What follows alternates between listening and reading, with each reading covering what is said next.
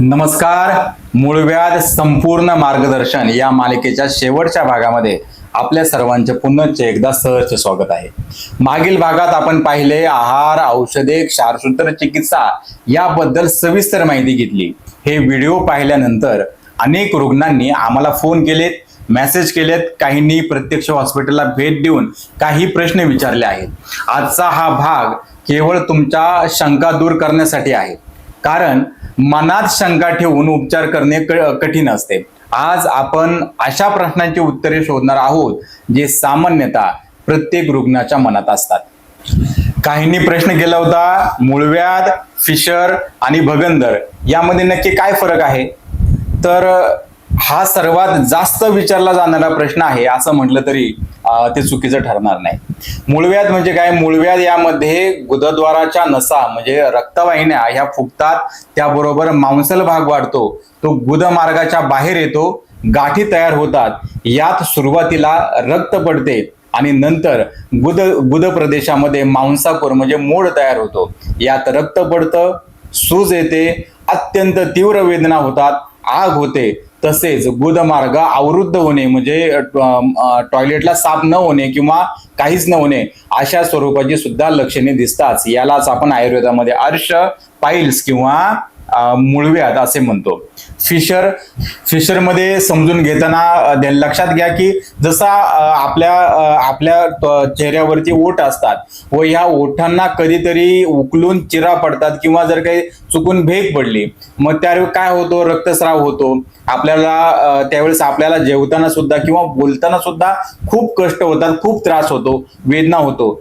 त्याच प्रकारे गुदप्रदेशी सुद्धा हे ओठ असतात, यालाच गुदोष्ट असं सुद्धा म्हटलं जातं. आणि ज्या वेळेस या गुदमार्गाला एक उभी चीर पडते किंवा ती फाटते त्यावेळेस त्याला फिशर असे म्हणतात.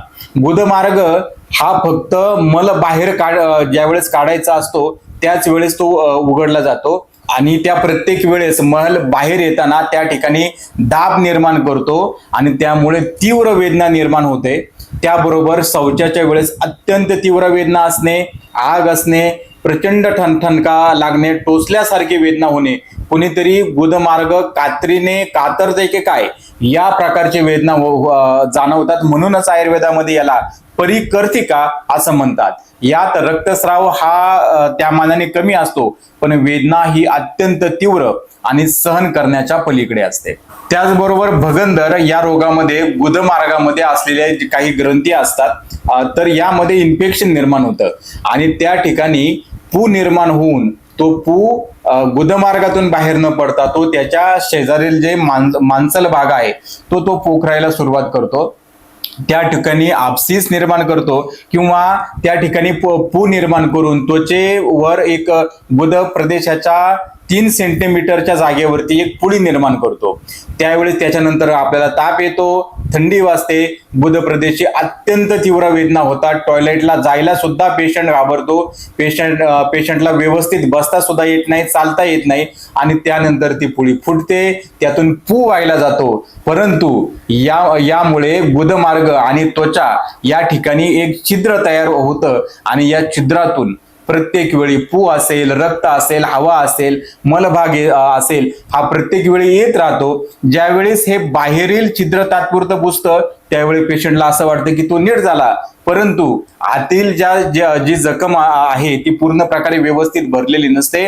आतमध्ये पू असेल, रक्त असेल, मल असेल किंवा इतरही काही टॉक्सिन्स असतील ती तशीच साचलेली असतात. त्यामुळे पुन्हा काही दिवसांनी त्यामध्ये पू वाढायला सुरुवात होते, इन्फेक्शन होतं, ताप येतो, ठणका वाढतो आणि पुन्हा ती पुळी फुटून पू व्हायला जातो.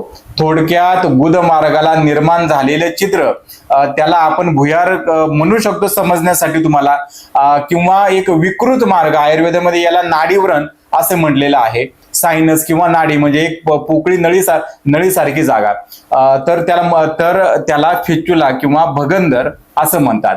त्यामुळे एकंदरीत या प्रत्येक आजाराची ट्रीटमेंट ही पूर्णतः वेगळी असते. मूळव्याधामध्ये गुद प्रदेशामधील मांसल भागाची, अग्नीची, रक्त मांस धातूची तसेच पचन व संस्थेची अवस्थानुसार चिकित्सा करणे गरजेचे असते. फिशरमध्ये गुद मार्गाला निर्माण झालेला उरण म्हणजे जखम याची ट्रीटमेंट करणे गरजेचे असते. आणि फिस्चुलामध्ये विकृत झालेला नाडीवरण म्हणजे आतली जी विकृत जी नळी तयार झालेली असते हा औषधाने आणि क्षारसूत्र चिकित्सेने नीट करणे गरजेचे राहते. त्यामुळे याची लक्षणे जसे वेदना आहेत, सूज निर्माण होणे, पोट साफ न होणे, रक्त पडणे, खाज येणे अशी सर्वसामान्य जरी लक्षणं असली तरी प्रत्यक्ष चेक केल्याशिवाय आपल्याला व्यवस्थित निदान करता येत नाही. आणि त्यामुळे चेक न करता औषधी खाणे हे निश्चित प्रकारे धोकादायक राहू शकते. याने आजार अजून बळावतो. विशेषतः भगंदर या व्याधीच्या सुरुवातीच्या अवस्थेत तुम्ही वेळीच आयुर्वेद तज्ञांकडे दाखवले तर त्या ठिकाणी रक्त शुद्धीकरण चिकित्सा, विद्रतीची चिकित्सा, विशेषतः जलौकावचरण म्हणजे लीच थेरपी अशी जर काही केली तर भविष्यात निर्माण होणारा फिस्चुला म्हणजे भगंदर हा आजार निश्चित टाळता येतो. अष्टांग आयुर्वेद मध्ये आम्ही प्रोक्टोस्कोपीद्वारे तपासतो की नेमका आजार पेशंटला नक्की कुठला आहे, कारण तिन्ही आजारांचे उपचार हे पूर्णतः वेगवेगळे असतात. त्याचबरोबर बऱ्याच जणांनी असाही प्रश्न केलेला आहे की ऑपरेशन केल्यानंतर सुद्धा मूळव्याध पुन्हा पुन्हा काही महिन्यांनंतर, काही वर्षांनंतर होताना दिसतो. हे का बरं? असं का होतं? जर काय ऑपरेशन केलं तर पेशंट नीट व्हायला पाहिजे, मग हे असं का दिसतं? तर खरं सांगायचं तर मूळव्याधाच्या संदर्भात बोलायचं जर झालं ना तर गुदमार्ग हा पचनमय संस्थेचा एक भाग आहे. पचनमय संस्थेच्या संदर्भात झालेले सर्व गडबड याचा सर्व परिणाम यकृत, आतडी, पचनाच्या ग्रंथी असतील, अग्निसंस्था असेल यावर होतो. त्याचप्रमाणे गुदमार्गावर सुद्धा होत असतो. अजीर्ण असेल, अपचन असेल, यकृत विकार असेल, प्लीहा विकार असेल, आग्नेयाशयाच्या संदर्भातील तक्रारी असतील, आतड्याच्या संदर्भातील तक्रारी असतील, याचा जवळचा संबंध गुदमार्गाशी येतो. अशा वेळेस जर मूळव्याध झाला असेल आणि मूळव्याधामुळे रुग्णाला खूप त्रास होत असेल तर केवळ मूळव्याधाची चिकित्सा करणे हे अपेक्षित नसते. म्हणजे तुम्हाला वाटतं अँटीबायोटिक्स खाईल, अँटासिड खाईल किंवा अँटी इन्फ्लॅमेटरी सूज कमी होणारी औषधं घेणं अपेक्षित नसतं. तर त्याऐवजी त्या ठिकाणी अन्न व स्रोतसाची इत्यंभूत चिकित्सा करणे गरजेचे असते. त्यामध्ये आम्लपित्त असेल, यकृताच्या संदर्भातील चिकित्सा असेल, आतड्याच्या संदर्भातील चिकित्सा असेल, मूळव्याधाच्या विविध अवस्था असतील, या सर्वांचा एकत्रित विचार करणे हे गरजेचे असते. दोषांचा विचार करणे गरजेचे असते. त्याचबरोबर धातूंचा विचार करणे सुद्धा तितकेच गरजेचे असते. अशा वेळेस जर कोणी इंजेक्शन किंवा इतरही कुठल्या मार्गाने केवळ ऑपरेशन करत असेल आणि पचनमय संस्थेचा विचारच करत नसेल तर मूळव्याधाचे ऑपरेशन केल्यानंतर ते परत होण्याची प्रवृत्ती किंवा त्याचे जे चान्सेस असतात ते वाढत असतात. पचनमय संस्थेचा विचार जर केला ना तर ही बिघडण्याची कारणे म्हणजे चुकीचा आहार, चुकीचा विहार याचा विचार करणे हे अपेक्षित असतेच. समजा रुग्णाने काही दिवस पथ्य पाळले आणि त्यानंतर पुन्हा तो त्याचा अनागोंदी जीवनशैली जगायला जर सुरुवात केली तर त्यानंतर मूळव्याधाचा त्रास पुन्हा होऊ शकतो. समजा रुग्णाने मूळव्याधाचे ऑपरेशन केलं तर कदाचित काही दिवस त्याला गुदमार्गामध्ये त्रास होणार नाही, परंतु या सगळ्या गोष्टींमुळे आम्लपित्त असेल, अजीर्ण असेल, अपचन असेल, यकृताच्या संदर्भातील तक्रारी असतील, उष्णतेच्या संदर्भातील तक्रारी असेल, बिघडलेली चयापचयाची क्रिया असेल, त्याच्यानंतर डायबिटीज असेल, बीपी असेल, अशा संदर्भातील जे आजार वाढायला सुरुवात होणारच आहे ना.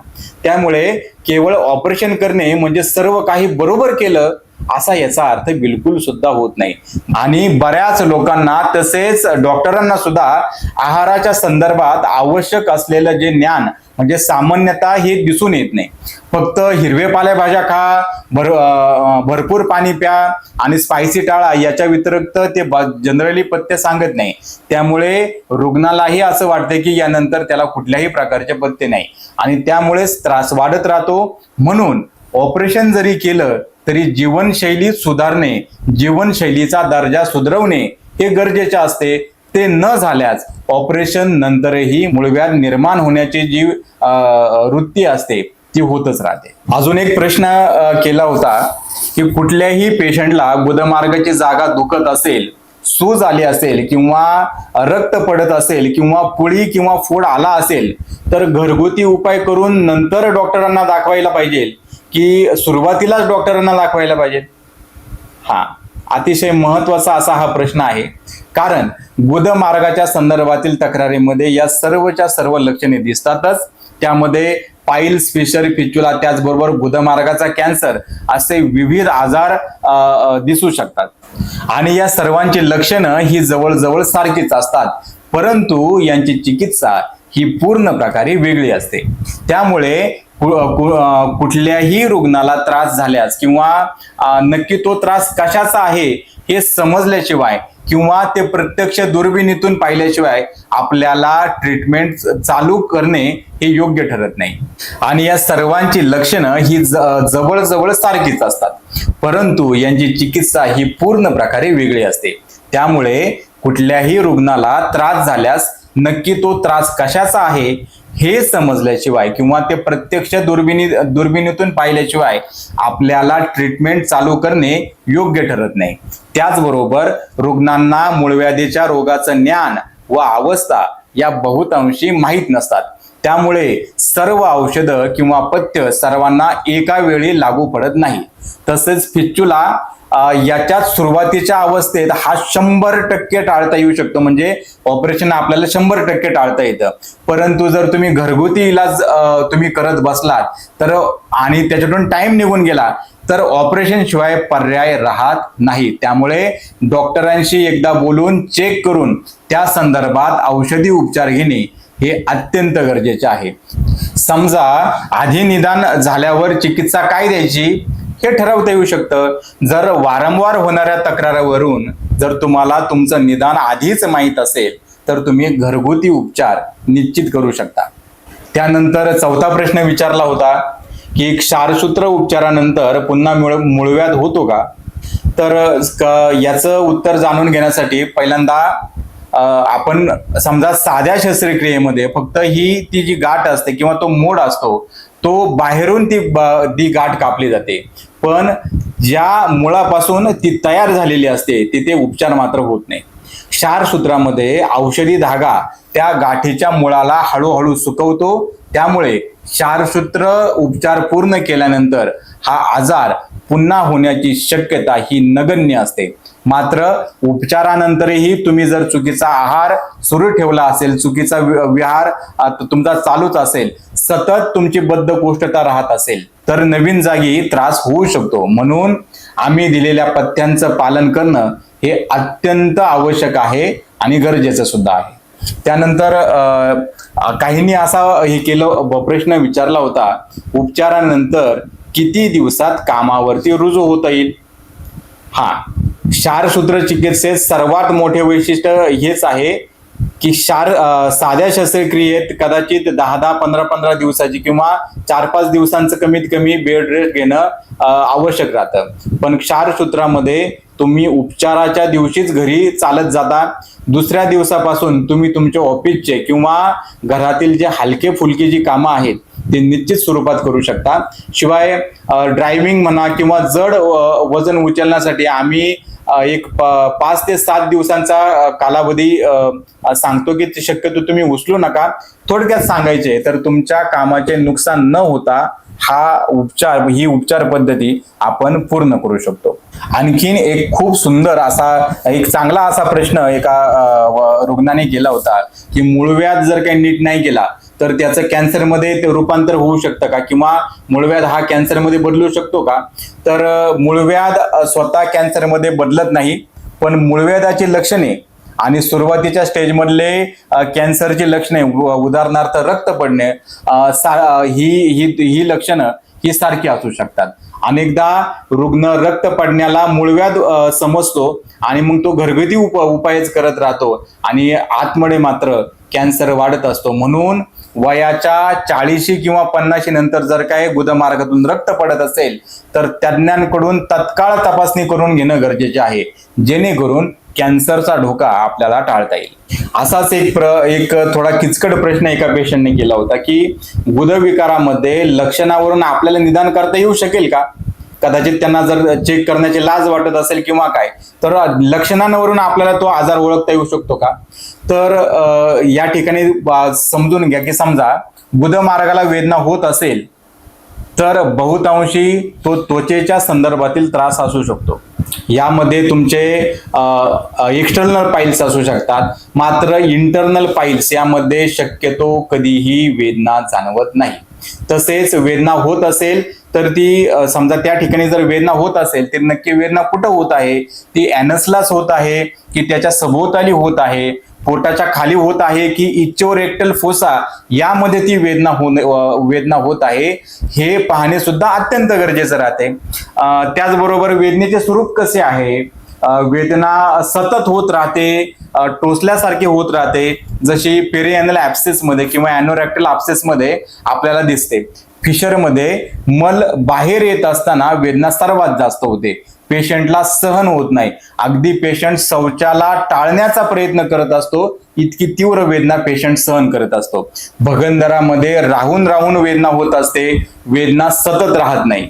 पू साचल्यानंतर टप्प्याटप्प्यात वेदना वाढत जाते, वेदना तीव्र होते आणि ज्यावेळेस तो पू बाहेर पडतो तेव्हा वेदना थांबते. त्याचबरोबर आतड्याच्या संदर्भात म्हणजे मलाचा अवरोध झाला आणि आतड्याला जर काही कुठेतरी अवरोध निर्माण जर काही झाल्यास तर पोटाच्या खालील भाग जो आहे तो दुखायला सुरुवात करतो. त्याचबरोबर वेदना ही अचानक झाली आहे की हळूहळू वाढत चाललेली आहे हे पाहणं सुद्धा गरजेचं राहतं. अचानक झालेली वेदना ही कदाचित मार लागल्यामुळे होऊ शकते. वेदना ही टॉयलेटच्या अगोदर होते, टॉयलेट बाहेर येत असताना होते की मल बाहेर आल्यानंतर वेदना चालू होते, हे पाहणं सुद्धा महत्वाचं राहतं. त्यामुळे वेदना कधी होतात हे समजून घेणं सुद्धा गरजेचं आहे. कारण फिशर सारख्या आजारामध्ये जखम झाल्यामुळे मल बाहेर येत असताना तीव्र वेदना जाणवतात, तर कॅन्सर सारख्या आजारामध्ये केवळ रक्तस्राव होत राहतो, वेदना बिलकुल सुद्धा सुरुवातीच्या अवस्थेमध्ये जाणवत नाही. त्याचबरोबर रक्तस्राव होतोय या संदर्भात जाणून घेणं सुद्धा तितकंच गरजेचं आहे. रक्त किती पडतं, रक्ताचा कलर कुठला होता, तो ब्राईट रेड होता की डार्क रेड होता. समजा रक्त ब्राईट रेड कलरचं असेल तर त्या अर्थात गुदमार्ग किंवा रेक्टम या ठिकाणापासून असू शकतं. पण जर अतिशय काळं असं रक्त जर काही त्या ठिकाणी जर काही येत असेल, याचा अर्थ हे मोठं आतडं किंवा लहान आतड्यांमधून हे या प्रकारचा रक्त असण्याची शक्यता आहे. त्याचबरोबर रक्त कधी पडतं, टॉयलेट झाल्यानंतर रक्ताची पिचकारी पडते की थेंब थेंब रक्त पडत असेल तर अशा वेळेस मूळव्याध असण्याचे चान्सेस हे जास्त असतात. जर मल बाहेर येत असताना वेदना असतातच, परंतु त्याच्यावरती थोड्या प्रमाणामध्ये मलावरती रक्त असं फ्रेश ब्लड जर काही त्याला जर चिटकून येत असेल तर अशा वेळेस ते फिशर असण्याचे त्याची चान्सेस जास्त असतात. जर रक्तस्राव आणि मल यांचा संबंध नसेल आणि तो कधीही होत असेल तर तो कदाचित तो प्रोलॅप्स पाईल्स असेल किंवा पॉलिप्स असेल किंवा प्रोलॅप्स रेक्टम असेल, कॅन्सर असू शकतो, डायव्हर्टिक्युलम असू शकतो, अल्सरेटिव्ह कोलायटिस असू शकतो. अशा प्रकारची ह्या लक्षणांवरून आपल्याला त्याचा अंदाज येऊ शकतो. त्याचबरोबर पू येतोय की बाकीचा इतर दुसरा काही म्युकस स्राव होतोय हे पाहणं सुद्धा गरजेचं राहतं. भगंदरमध्ये अंडरवेअर आतली ओली राहते, कारण सायनस मधून सातत्याने स्राव येत राहतो, पाणी येत राहतं, पू येत राहतो, रक्त येत राहतं. अल्सरेटिव्ह जो कार्सिनोमा असतो यामध्ये रेक्टम मधून जास्त प्रमाणात रक्त येताना दिसतं, त्यासोबत स्राव असतो आणि त्याचा अतिशय वाईट किंवा असा घाणेरडा असा वासही त्या ठिकाणी येत असतो. कोलायटिस मध्ये किंवा क्रॉन्स डिसीज मध्ये किंवा कोलायडल कार्सिनोमा मध्ये जास्त प्रमाणामध्ये म्युकस स्राव म्हणजे शेंबडासारखा चिकट स्राव असा येताना दिसतो. सूज, जखमा, ट्रॅक हे पाहणं सुद्धा याच्यामध्ये खूप गरजेचं राहतं. सूज जर निर्माण होते तर ती ही सामान्यतः ही ॲब्सेसमुळे कदाचित असू शकते, ती थ्रोम्बोलाइज एक्सटर्नल पाईल्समुळे असू शकते, कोंडेलोमा ऑफ द ॲनस याच्यामुळे सुद्धा राहू शकते, ट्यूमर आहे, सिस्ट आहे, प्रोलॅप्स थ्रोम्बोज सपोज पाईल्स आहे, प्रोलॅप्स रेक्टल पॉलिप्स आहेत, तसेच प्रोलॅप्स ऑफ द रेक्टम म्हणजे रेक्टल प्रोलॅप्स, याच्यामध्ये सुद्धा अशा प्रकारची सूज दिसू शकते. तसेच यामध्ये इतरही गोष्टींची माहिती घेणे हे सुद्धा गरजेचे असते. जसा हा ट्रॉमॅटिक आहे की नॉन ट्रॉमॅटिक आहे, मार लागल्यानंतर झालाय की असाच हा आजार वाढलाय. तसेच वेदनेचा कालावधी किती वेळ राहतो, हा वेदना ही वाढत जाते, कमी होते की तशीच राहत आहे हे पाहणं गरजेचं राहतं. सूज वाढत आहे की कमी होत आहे, याचबरोबर वेदना, ताप, रक्तस्राव किंवा बाकी इतर दुसरे कुठले स्राव असतील, ही लक्षणे जाणून घेणं गरजेचं राहतं. समजा कधी कधी प्रोलॅप्स म्हणजे आपल्याला पेशंट कधी कधी सांगत असतो की गुदमार्गातून काहीतरी बाहेर येते, विशेषतः टॉयलेटला गेल्यानंतर, अर्थात लॉंग स्टँडिंग इंटरनल पाईल्स असतील किंवा प्रोलॅप्स पॉलिप्स असतील, यामध्ये हे असू शकतं. बाहेर येणारा भाग हा स्वतःहून आत जातोय की हाताने ढकलल्यानंतर तो जातोय. कधी कधी बाहेर येणारा भाग हा 2-2, 3-3 दिवस आत जात नाही. त्याचबरोबर बाहेर आलेला भाग हा किती लांबीचा आहे हे पाहणं सुद्धा तितकंच गरजेचं राहतं. जर बाहेर आलेला भाग हा 2 इंचापेक्षा जास्त असेल तर त्याला complete prolapse of the rectum असं आपण म्हणू शकतो. त्याचबरोबर गुदमार्गाला जर काही खूप खाज येत असेल तर हे लक्षण कदाचित जंताचं असू शकतं, कदाचित त्या ठिकाणी एक्झेमा किंवा इतर कुठले बाकीचे त्वचा विकार हेही असू शकतात. त्याचबरोबर अपचन, पोटदुखी हे बद्धकोष्ठतेमध्ये लक्षण जाणवतात. या सर्व लक्षणांबरोबरच जर काही वजन झपाट्याने जर काही कमी होत असेल व पेशंट खूप अशक्त झाला असेल तर हे लक्षण कॅन्सरचं सुद्धा असू शकतं. पोट साफ होण्याच्या प्रक्रियेमध्ये बदल झाला आहे का हे पाहणं सुद्धा गरजेचं राहतं, कारण रेक्टम कार्सिनोमामध्ये बॉविल हॅबिट्स ह्या बदललेल्या आहेत असं बऱ्याच वेळा जाणवतं व ते विशेष करून तो कॅन्सर नक्की कुठल्या जागेत आहे यावरून ते ठरवावं लागतं. अष्टांग आयुर्वेद हॉस्पिटल ओतूर येथे आम्ही केवळ रुग्ण तपासत नाही तर त्यांचे जीवन सुसह्य करण्याचा प्रयत्न करत असतो. आमच्याकडे असे अनेक रुग्ण आले आहेत ज्यांनी 2 ते 3 वेळा शस्त्रक्रिया केली आहे, तरीही त्यांना म्हणावा तसा आराम मिळाला नव्हता. पण क्षारसूत्र आणि शुद्ध आयुर्वेदिक औषधांनी आज ते पूर्ण प्रकारे बरे आहेत. रुग्णांनी एक गोष्ट लक्षात ठेवावी, आजार जर झालेला असेल तर शक्यतो लपवू नका. सुरुवातीच्या स्टेजमध्ये जर तुम्ही आलात तर तो आजार केवळ औषधांनी बरा होऊ शकतो आणि शस्त्रक्रियेची वेळ ही शक्यतो येत नाही किंवा आजार अंगावरती काढून तुम्ही शस्त्रक्रियेची वेळ येऊ देऊ नका. मित्रांनो, मूळव्याध संपूर्ण मार्गदर्शन या मालिकेतून आम्ही मूळव्याध या विषयावर पूर्ण प्रकाश टाकण्याचा प्रयत्न केला आहे.